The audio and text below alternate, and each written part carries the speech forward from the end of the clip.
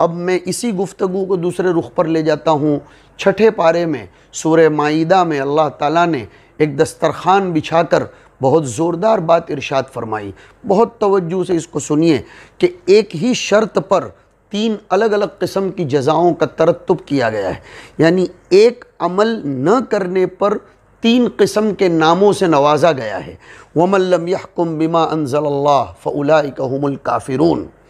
اسی رکوع میں دوسری جگہ فرمایا وَمَن لَّمْ يَحْكُم بِمَا أَنزَلَ اللَّهُ فَأُولَٰئِكَ هُمُ الظَّالِمُونَ، اور اسی رکوع میں اس کے بعد والی آیت میں فرمایا کہ وَمَن لَّمْ يَحْكُم بِمَا أَنزَلَ اللَّهُ فَأُولَٰئِكَ هُمُ الْفَاسِقُونَ۔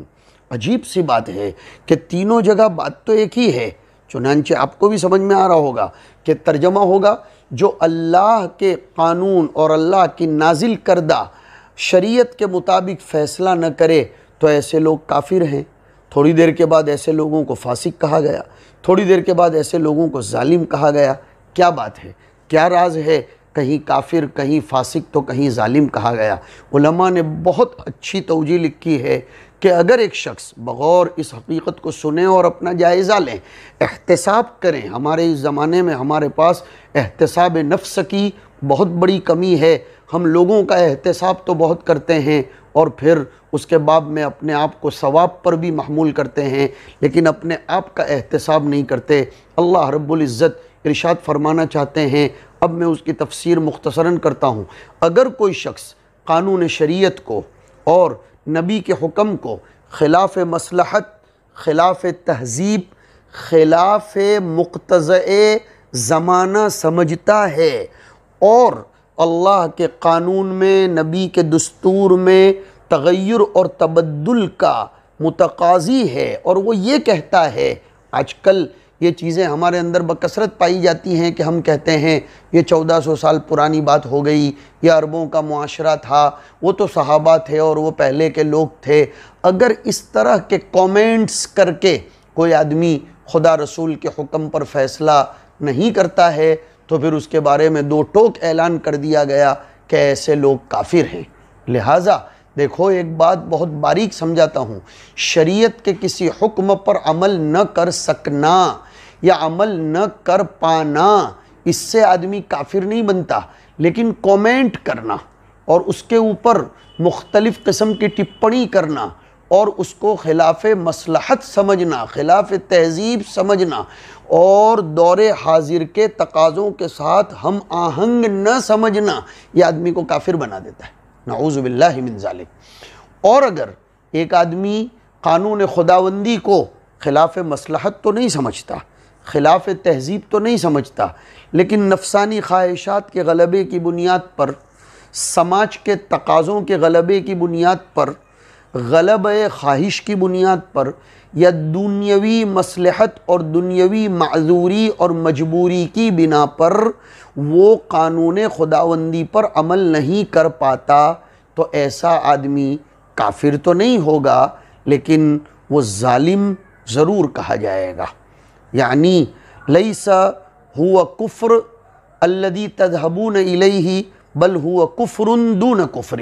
علماء کرام جنہوں نے بخاری شریف کی کتاب الایمان کو واقعتاً بخاری سمجھ کر پڑھا ہو اور انہوں نے امام بخاری کے فلسفے کو سمجھا ہو، تو وہ اس سے سمجھ سکتے ہیں کہ ایسے عمل کو کفر عملی قرار دیا گیا ہے، کفر اعتقادی نہیں۔ یعنی لیس الکفر الذی تذہبون الیہ،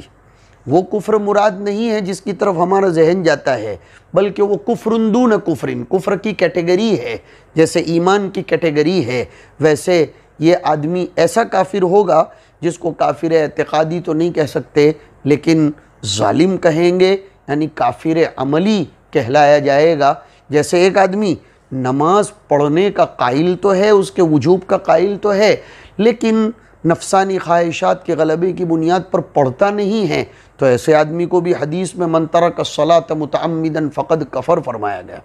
اور تیسرا وہ آدمی جس کو دنیاوی کوئی مفاد بھی نہیں ہے، مصلحت بھی نہیں ہے، مجبوری بھی نہیں ہے، لیکن غفلت کی بنیاد پر اس پر عمل نہیں کرتا ہے اور اللہ رسول کے احکام کے مطابق وہ چلتا نہیں ہے، تو پھر ایسے لوگوں کو فاسق کہا گیا ہے۔ اس لیے کہ دیکھیے، میں اس کو تھوڑا سا اور طویل کرنا چاہتا ہوں۔ یہ آیتیں جن سیاق و سباق میں آئی ان میں پہلی جو فَأُولَٰئِکَ هُمُ الْکَافِرُونَ ہے وہ ایسے لوگوں کے بارے میں ہے کہ جو نبی کی رسالت اور نبوت کے کھلے عام منکر تھے، اس کو تسلیم ہی نہیں کرتے تھے، تو ایسے لوگوں کو فَأُولَٰئِکَ هُمُ الْکَافِرُونَ کہا گیا۔ لیکن کچھ لوگ وہ تھے جو پندار تفوق میں مبتلا ہو کر،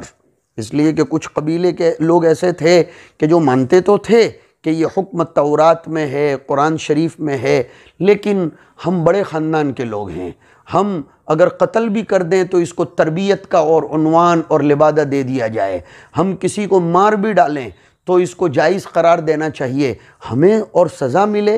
ہمیں اور ہم پر کوئی حد قائم کی جائے، یہ ہمارے کنبے اور قبیلے کے تفوق کے منافی ہے۔ اس لیے وہ لوگ اس کا انکار کرتے تھے، اس لیے نہیں کہ وہ اس کی فرضیت یا اس کے وجوب کے قائل نہیں تھے، تو ایسے لوگوں کو ظالم کہا گیا۔ اور جو لوگ غفلت کی بنیاد پر اور اپنی طرف سے تغافل برتتے ہوئے نبوت کی طرف مائل نہیں ہوتے تھے تو ایسے لوگوں کو فاسق کہا گیا ہے۔ دیکھیے ہم لوگ بہت اچھی امیدیں قائم کیے ہوئے ہیں کہ اللہ کرے ہمارے ملک میں اسلامی دور دورہ ہو، اور واقعتاً ہمیں امید ہی نہیں یقین ہے۔ میں حضرت مولانا علی میاں صاحب رحمۃ اللہ علیہ کا وہ جملہ اپنے طلباء کے سامنے بار بار دہراتا ہوں، آج اس کو آپ کے سامنے بھی ذکر کروں کہ تخریب تعمیر کا نقشہ ہوتی ہے، تخریب یہ تعمیر کا پیش خیمہ ہوتی ہے۔